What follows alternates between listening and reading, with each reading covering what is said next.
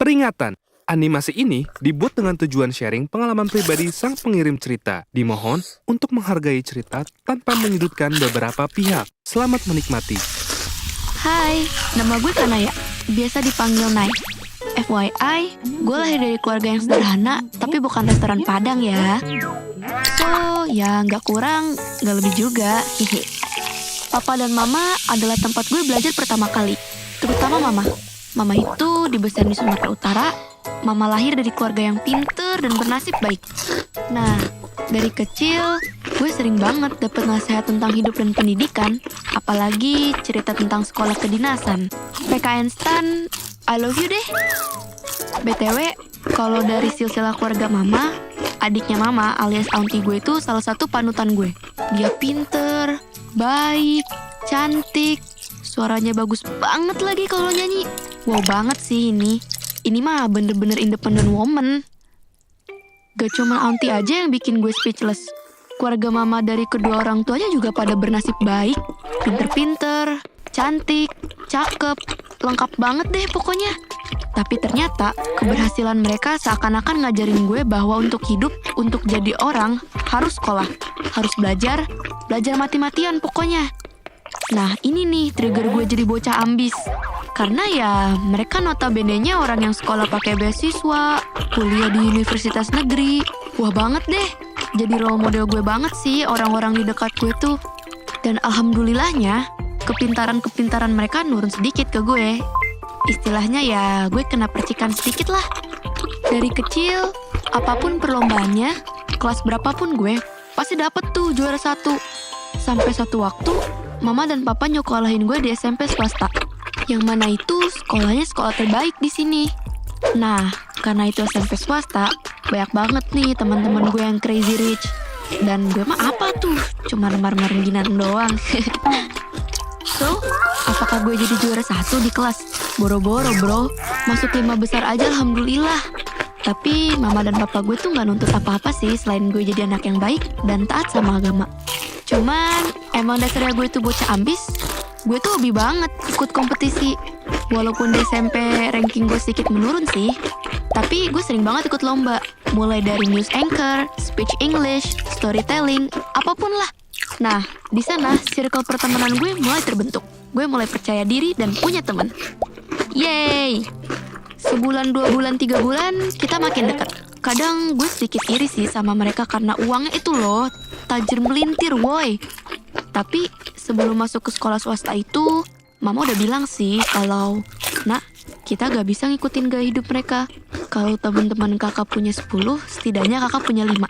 Ya gitulah perumpamaan kalau gue gak bisa selalu ngikutin gaya mereka. Kalau ada beberapa teman gue yang punya HP merek iPhone, ya gue juga punya, tapi Android. Ya kayak gitulah maksud gue 10 dan 5 tadi. Tapi gue sadar, Mama ngajarin gue banyak hal yang gak bisa dibeli pakai uang mereka. Gue kan anak yang ambis banget. Waktu naik kelas 2, akhirnya gue masuk 3 besar dan bawa piala nilai sains terbaik di kelas. Wow, itu sih bener-bener pencapaian yang terwadidau digidau semasa gue kelas 2 SMP. Oh iya, gue juga sering diskusi sama teman-teman gue. Lanjut SMA di mana, kuliah di mana, dan mau jadi apa. Itu adalah salah satu topik yang selalu gue bawa kemana-mana. Pasti ada aja yang nyelutuk, aduh gue kuliah disuruh ambil sastra Arab nih. Gue sih kedokteran, dimana aja oke kok.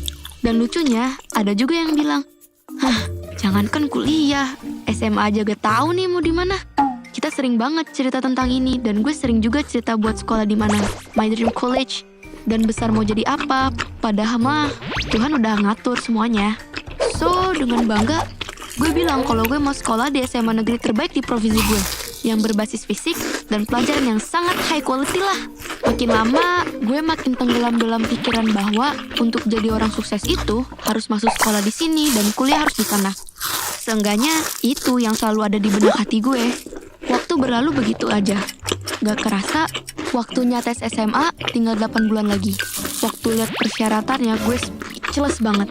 Di sini persyaratannya tertulis, melampirkan sertifikat OSN bila ada, tidak perlu ikut tes akademik. Ada wawancara pakai bahasa Inggris juga. Waduh, gila banget nih sekolah. Di situ gue terdiam dan ya gitu deh, bingung gimana cara dapetin sertifikat itu. Gila banget. Padahal mah, Gak ada juga nggak apa-apa. Kayak yang gue mention di awal cerita, bahwa mama dan papa gue itu sebenarnya nggak terlalu nuntut gue dalam hal pendidikan. Yang penting sekolah dan tetap serius. Waktu kita baca persyaratannya, mama langsung bilang, gak semua orang yang punya sertifikat OSN mau sekolah di SMA ini, Kak. Hidup nggak selalu di atas, kadang di bawah juga. Gak usah terlalu dipikirkan. Allah udah ngatur rezeki setiap orang. Gak akan tertukar kok, do your best aja. Tapi emang dasarnya gue kolot. Gue pengen aja gitu bisa bikin bangga keluarga. Beberapa hari kemudian, gue sering banget temen mikirin OSN itu. Kadang cerita sama teman, tapi jawabannya malah, "Halah, masih lama itu mah, santai aja." Kayak, "What? Santai? Santai gimana bro? Bentar lagi tamat SMP. Kalau gak ada persiapan yang mateng, bisa-bisa hidup lu yang mateng." Malamnya dada gue sesek banget, pengen nangis. Gue anaknya emosional. Hal kayak gini tuh buat gue menyedihkan banget deh. Gue tidur belakangin mama, dan mama kayaknya tahu deh apa yang gue alami. Frustasi, rasa gagal padahal belum mencoba. Saat itu mama mulai ngomong dan gak tahu kenapa gue mulai nangis terisak-isak. Bilang kalau sekolah ini susah banget, susah masuk sini, susah, persyaratannya susah. Mama langsung nenangin dan suruh cerita aja. Gak lama papa telepon dan nanya kenapa nangis. Di situ gue ceritain semuanya. Gue tumpahin kekesalan gue, kecewaan gue bahwa ini sekolah susah. Kalau nggak masuk sini, gue nggak yakin sama masa depan gue sendiri. Sambil narik selimut buat nutupin muka sembab. Papa dengan santai dan tenang ngomong di telepon dengan cerita berbagai pengalaman hidupnya dan orang-orang di sekitarnya. Intinya, papa ngomong gini, kita nggak usah terlalu berpikir apakah kita bisa masuk ke sini atau enggak, atau masuk sekolah di sana atau enggak. Semua tergantung rezeki masing-masing. Rezeki gajah gak bakalan bisa diambil semut dan juga sebaliknya. Tetapi gue gak bisa nerima itu karena gue pengen sukses. Dan papa bilang, sukses itu rezeki, yang penting jujur. Dengan kejujuran dan kerja kerasnya, dia bisa jadi orang hebat seperti sekarang.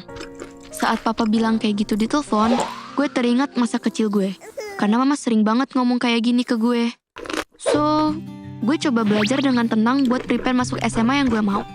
Ya, walaupun sempat sakit-sakitan karena stres, down, dan ngerasa gak layak. Alhamdulillahnya, gue lolos dan bisa masuk SMA yang gue mau. Di sini gue sadar, terlalu ambis itu gak baik. Entah buat kesehatan fisik maupun mental gue.